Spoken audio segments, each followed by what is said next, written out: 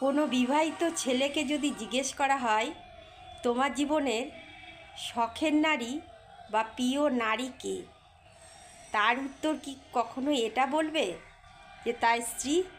কখনো বলবে না। কারণ ছেলেরা, বিবাহিত ছেলেরা নিজের স্ত্রীকে শখের নারী বা প্রিয় নারীর আখ্যা দিতে চায় না।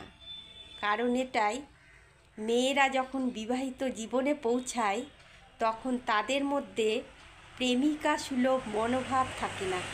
তাদের মধ্যে দায় দায়িত্ব প্রচুর পরিমাণে বেড়ে যায়। তারা দায়িত্ব নিতে শিখে যায়। শ্বশুর শাশুড়ি, ননদ, দেওর, নিজের সন্তান প্রত্যেকেরই দায়িত্ব কাঁধে চাপিয়ে নেয়। দ্বিতীয়ত, তারা মনে করে এটাই তার নিজস্ব জগৎ। তাই সেই সুন্দর জগৎটাকে সাজানোর জন্য সারা দিন ব্যতিব্যস্ত হয়ে থাকে। সারা দিন যতটুকু সময় পায় সংসারে সাজানো গুছানো নিয়েই, পরিপাটি নিয়েই পড়ে থাকে। এমনকি নিজেকে ভুলে যায়। নিজে কি ছিল, নিজের জন্য কি করা উচিত, সবটাই ভুলে যায়।